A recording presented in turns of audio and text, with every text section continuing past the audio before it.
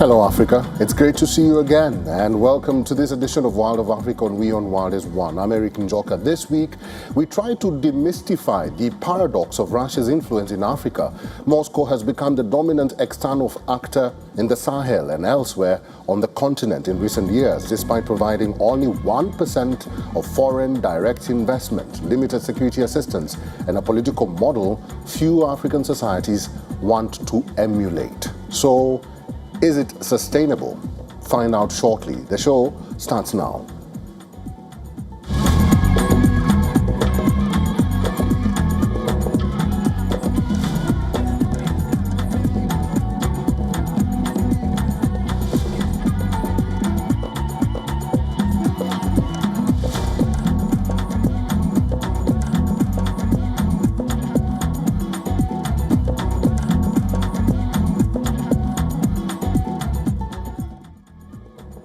Russia's primary vehicle for influence has been promoting unconstitutional seizures of power and then propping up these regimes. This pattern has been most evident in the Sahel. The visit by Russia's foreign minister underscores that notion. Critics argue Russia's aims in Africa are geopolitical, to undermine Africa's ties with the West. Others say Russia is advancing African stability, prosperity, and representative governance as part of the equation. But to what end? Here is our cover report from Niger.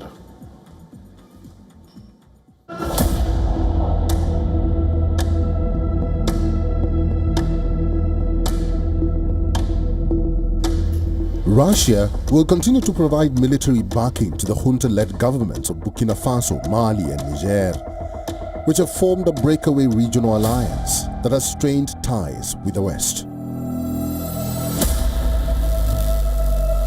In a joint statement during a visit to Niger by Russian Foreign Minister Sergei Lavrov, the alliance of Sahel states and Russia said Moscow would continue its support for strengthening the operational capacities of AES member states' armed forces. Lavrov was in Niamey to attend a high-level meeting with the foreign ministers of the three West African countries, following up on a similar format meeting in April last year in Moscow. We expect that cooperation between Russia and the AES will provide an additional boost to strengthening the sovereignty of our states and to expanding our bilateral relations, as well as relations in a multilateral format. In October, the third Russia-Africa summit will be held in Moscow, and President Putin has wished our meeting every success and instructed me to tell you that he would be delighted to see the presidents of Burkina Faso, Mali, and Niger at this summit. The three Sahel region countries are ruled by military regimes that came to power through coups between 2020 and 2023, then turned their backs on former colonial power fronts and drew closer to Russia. Russia and its Africa Corps paramilitaries are helping the AES countries fight jihadist groups that have killed tens of thousands of people across much of their territories.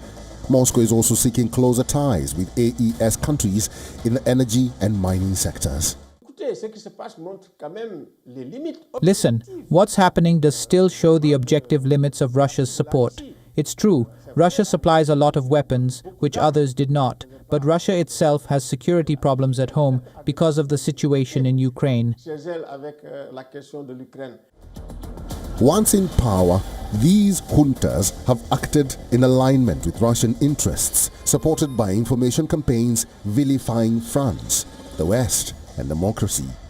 This led to the incongruent sequence of the Sahelian juntas pushing out not just Western security partners, but also ECOWAS and the United Nations peacekeeping mission. even as jihadist insurgencies were expanding. En dépit d'un contexte international complexe, Despite a complex international context and the clearly stated determination of certain foreign powers intent on undermining the momentum towards sovereignty and independence of the states of the Sahel Confederation through sponsored terrorist attacks and economic, financial and informational terrorism, the AES is moving forward. et informationnel, l'AES avance. While Russia's influence is most evident in the Sahel, similar patterns are seen in Libya, the Central African Republic, Chad, and Madagascar, among others.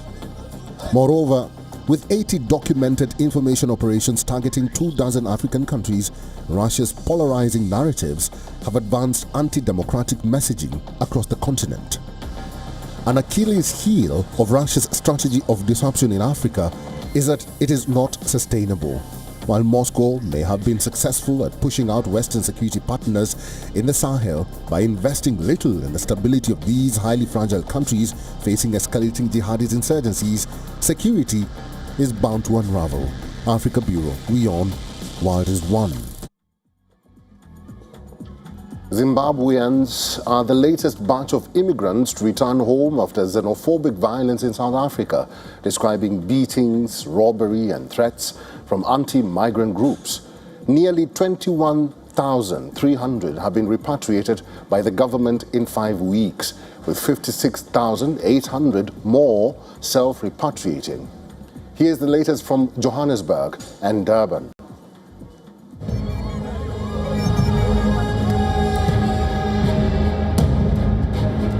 The South African government says more than 53,000 foreign nationals have been deported or repatriated since launching a migration management campaign 5 weeks ago.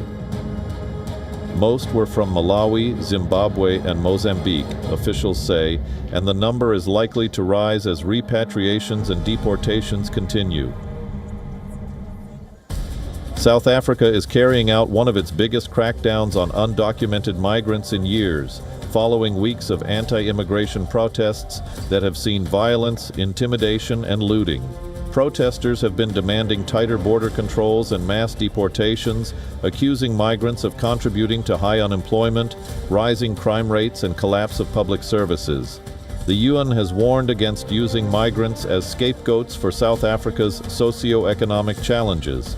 Anti-migrant activists have threatened to stage weekly protests to pressure the government until their demands are met, and there are fears the protests could turn violent. The demonstrators had set an unofficial deadline of June 30th for all undocumented migrants to leave the country, which has seen many foreigners leave to escape violence and intimidation.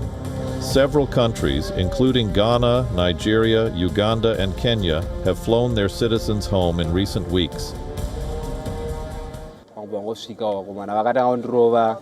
A group of young men suddenly appeared and started beating me with metal bars on the head and my backbone. The backbone was beaten so much that each time I cough, it is so painful.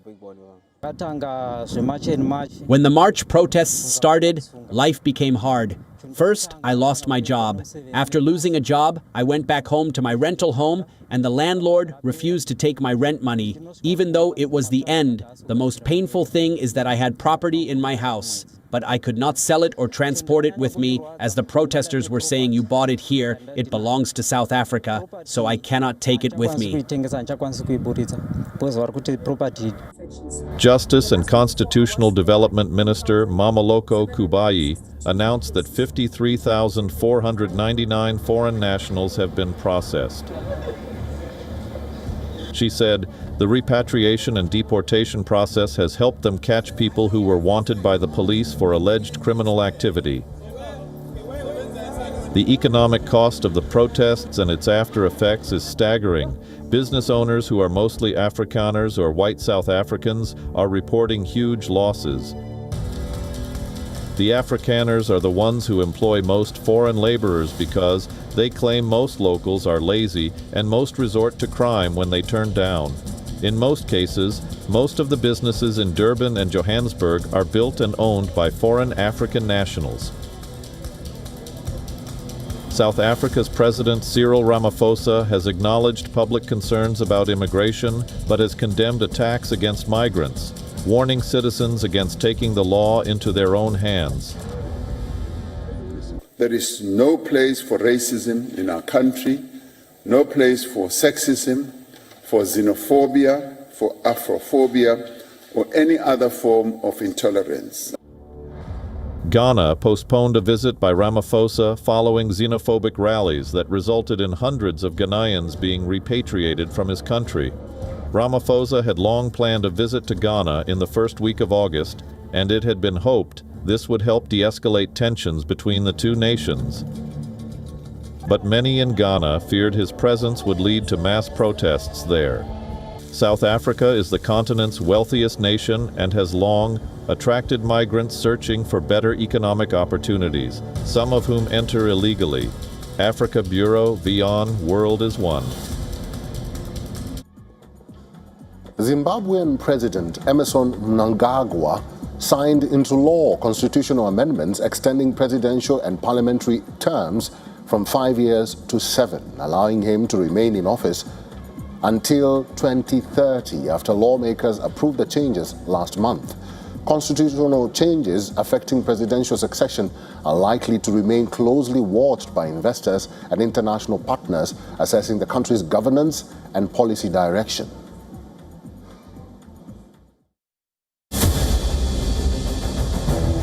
Honorable members, can you be seated?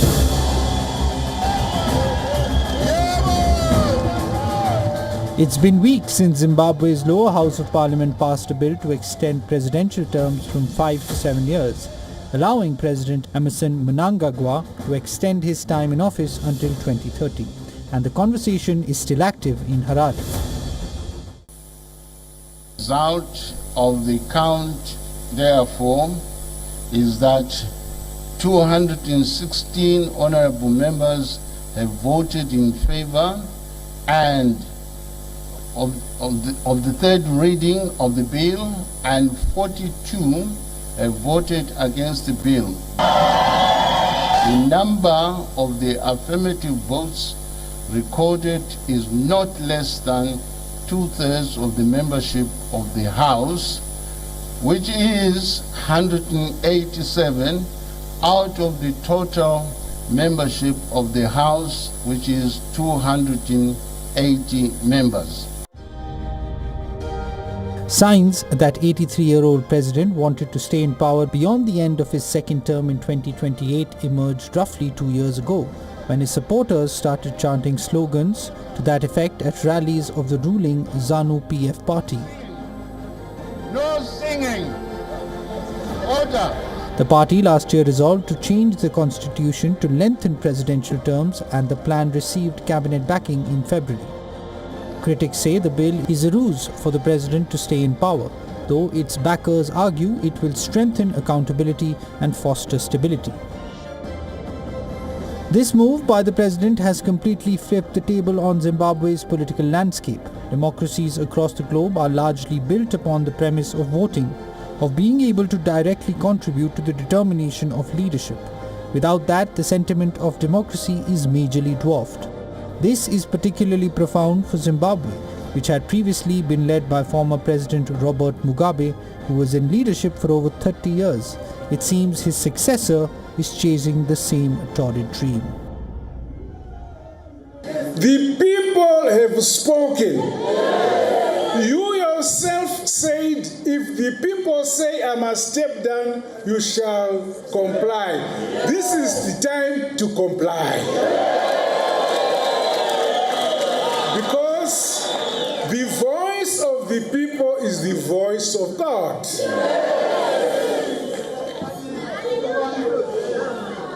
Today, we are witnessing the beginning of a new and unfolding democracy for our country.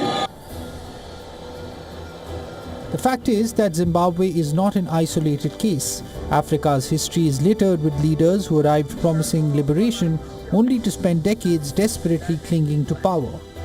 Many have governed for 30, 40 and even 50 years, not because democracy failed overnight, but because the people's power was gradually diminished, intimidated, or snatched away altogether.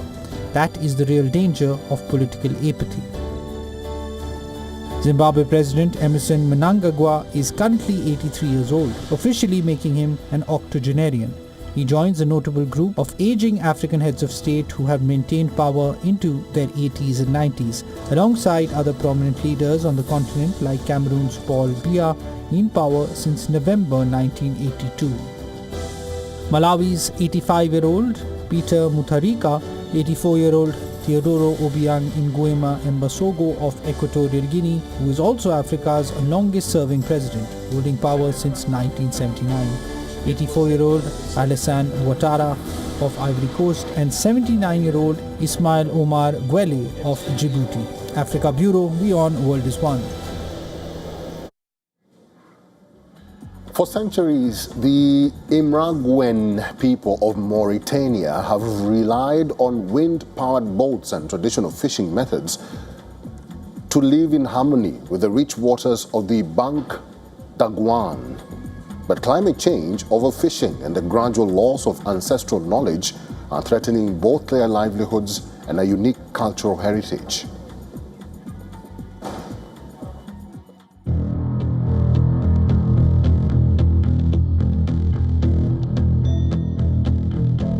Since he was old enough to climb into a boat, Samata Mahmoud has been fishing the vast dune-lined waters of Mauritania's Bank d'Arguin Bay, living a centuries-old lifestyle threatened by climate change and overfishing. Mahmoud is a member of the Imraguen fishing-based community, a desert people who have spent centuries developing practices in harmony with nature, living in the area where the Sahara meets the Atlantic. At the first light of dawn, the village of Iwik stirs to life, white sails unfurling across the bay's calm waters. With motors banned, the only vessels gliding about are lanches, small sailboats said to have originated from ancient ties with the Spanish Canary Islands. All generations of the Imraguen have known how to fish and catch fish. They would carefully guide the fish toward their nets, pushing them gently and precisely. Today, that no longer exists. Anyone can take a boat, even if they're not a captain, set up 15 nets and go out to sea. This scares the fish away because it's not a natural method that the fish are familiar with. Bank d'Arguin National Park, which was designated a UNESCO World Heritage Site in 1989 and is located on Mauritania's northern coast, is home to some 4,000 Imraguen people, the only population permitted to live within the reserve. The area attracts an abundance of migratory birds, marine mammals, and diverse fish species, nourished by cold, nutrient-rich deep-water upwellings and abundant seagrass beds. The Imraguen have developed a unique method of wading-based fishing, practiced only in the summer. Fishing activity within the park is strictly regulated, but the combined effects of climate change and overfishing outside the zone pose a direct threat.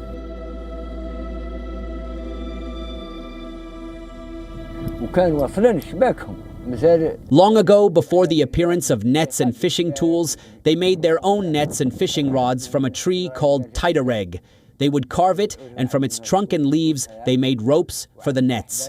The floats were made from a tree called cork oak, and the lead weights were made from clay that they would burn to transform it.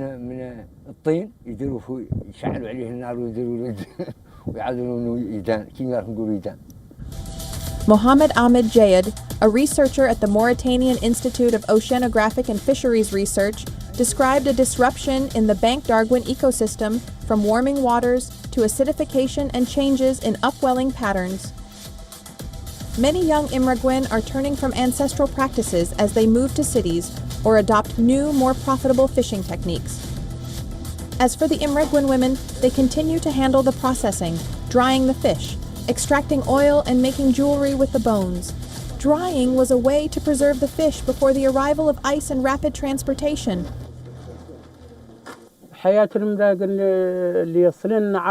The Imraguen life we once knew no longer exists. Even if it still exists, what remains is something basic, because they have nothing. There's no fish, and there's no funding either.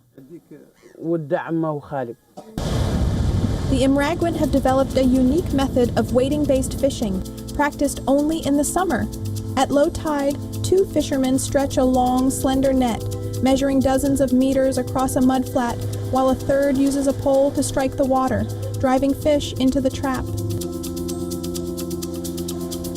Africa Bureau, WION, World is One. A formerly homeless man in Kenya's capital, Rogers Olo Magutha, aka Nairobi Birdman, has gained a large social media following after years of rescuing and living with injured birds. The bird enthusiast also dismisses health concerns raised by Nairobi's authorities over his habit of eating with the birds.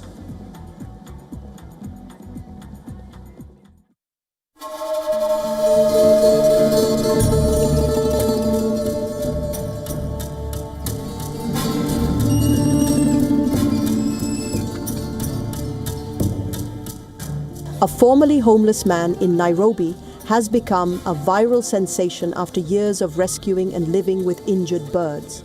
But authorities are worried about disease risks. Rogers Olu Magutha found purpose and an escape from the depression of living on the streets by caring for his avian friends. By 2024, he was living in central Nairobi when massive protests erupted all around him, and images of Magutha walking calmly through the unrest with a kite on his head made him an internet sensation. He now has a one-room home on the outskirts of the city, as well as tens of thousands of followers on TikTok and Instagram who watch him living alongside kites, crows, storks, and many other birds. They wander freely around his home and flock around him as he walks through the streets, where he earns a modest living from collecting scrap and recycling.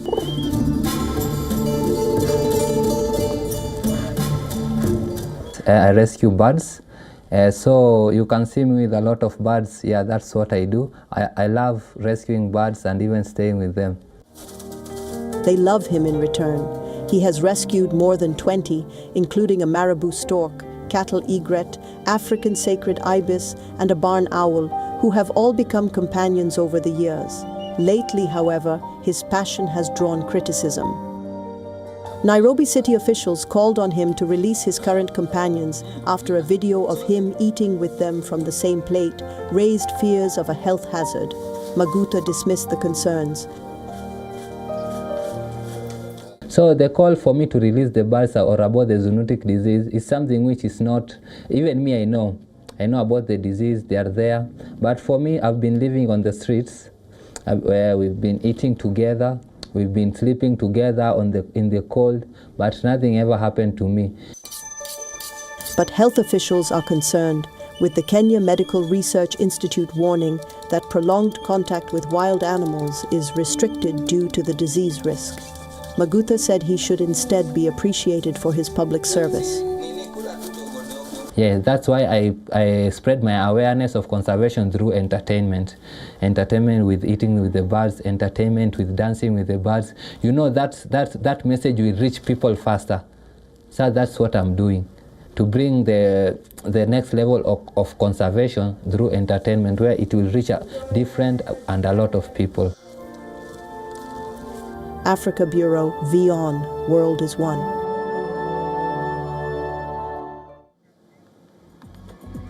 Thank you, Africa, for watching the show this week. Get in touch with us on our website, wionnews.com, and social media platforms, Twitter, Facebook, Instagram, Telegram. Wherever you can share your stories with us, we'd love to highlight them to the whole world. This is WION World is One, and I'm Eric Njoka. Goodbye.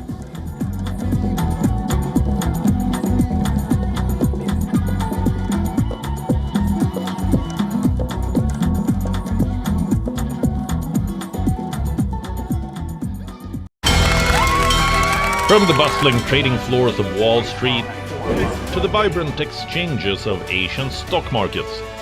WION breaks it down for you to make sense of what's happening, as we reveal the key factors behind events, strategic battles, and the game-changing business decisions that shape the world. We bring you all of this and more on World Business Watch.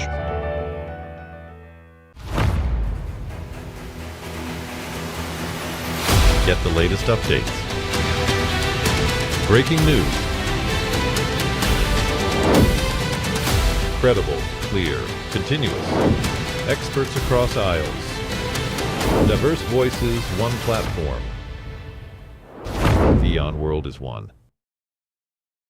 WION, India's global voice. The channel that brings you the biggest stories from across the world through India's lens. Now available in more than 190 countries worldwide. Because we believe that the world is one. Watch us in Africa, Europe, USA and Canada, South America, Asia Pacific, Middle East and North African regions. Also available on these digital platforms across the world. WION. World is one. Campaigns, elections, alliances, controversies, and power play. Stories that analyze global and domestic politics. A dedicated show with varied perspectives, expert take, citizens' voices, detailed ground reports, and in-depth coverage from political corridors of the world. This is Race to Power, only on WION. WOA Health Resort is unique, the only one of its kind. Experience the 4 paths of natural wellness: yoga, Ayurveda, acupuncture, and naturopathy. Each uniquely customized program improves the whole person to make every person whole. Come to WOA Health Resort. Make your reservation at yowan.com. In this rapidly changing world, is your health keeping pace? Best practices and breakthroughs busting the hype with real insights. The timeless power of yoga and ancient healing. Good food, good mood. Small steps, big impact. Your health matters. Only on WION World is One. Because nothing matters more. Get the latest updates. Breaking news. Credible, clear, continuous. Experts across aisles. Diverse voices, one platform. WION World is one. From the bustling trading floors of Wall Street to the vibrant exchanges of Asian stock markets, WION breaks it down for you to make sense of what's happening, as we reveal the key factors behind events, strategic battles, and the game-changing business decisions that shape the world. We bring you all of this and more on World Business Watch.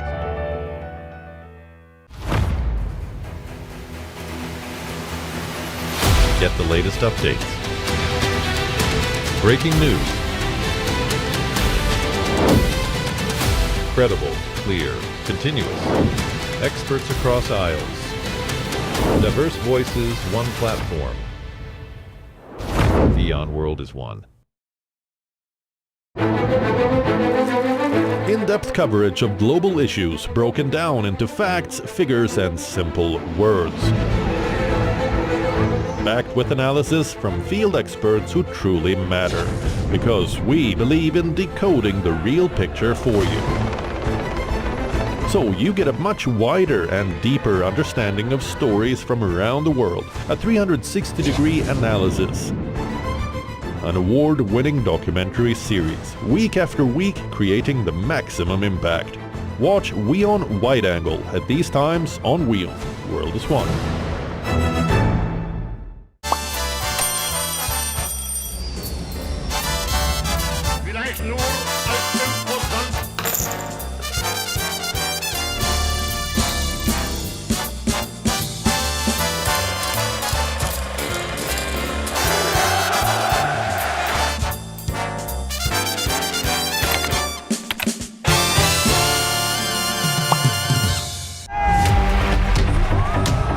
campaigns, elections, alliances, controversies, and power play.